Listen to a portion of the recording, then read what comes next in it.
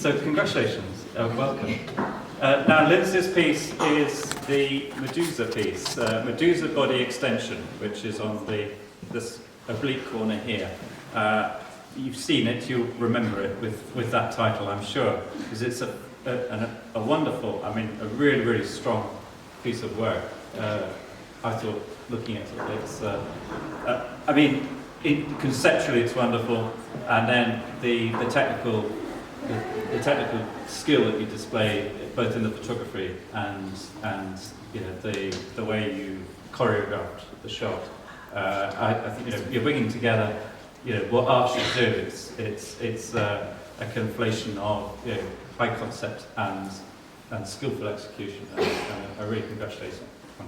I'd like to ask you, so Medusa. Now, in my ignorance, I know the answer to this because I overheard you talking to the Lord Mayor earlier, but I want you to repeat a bit of what you said.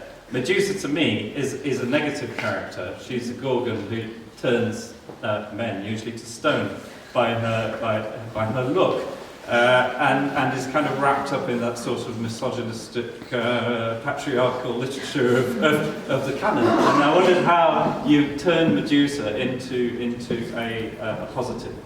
So, what's the... Okay, so initially when I wanted to choose allegories to talk about autism in women and girls, I chose Medusa, first of all, because I found her to be a misunderstood character, because there was a certain point in ancient Greece where there was an overturn from the matriarchal religion to the patriarchal.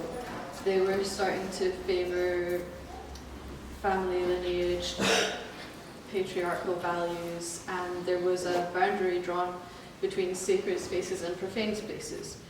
Medusa, actually previous to her curse, she was once a very important matriarchal goddess. She was in association with the moon and the tides, the ebb and flow of moisture. She was actually a very sexual deity. And so at a certain point, some philosophers theorize her story represents the overthrow of one religion to another.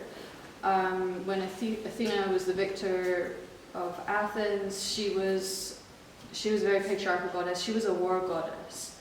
And Medusa, she had a sexual liaison with Poseidon in one of the temples, and this was seen as a very offensive act, and that's why she was cursed.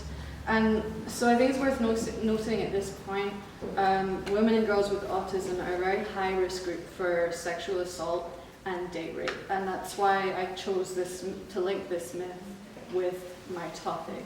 I chose Rebecca Horn, the body extensions of Rebecca Horn. She created her body extensions at a time when she was feeling very divorced from her own body. She was in hospital, and they were this therapeutic sort of reconnection with herself. And I think that women and girls with autism can also feel this kind of separation from their own bodies, and this would be even more so post, if there was sex abuse or anything like this.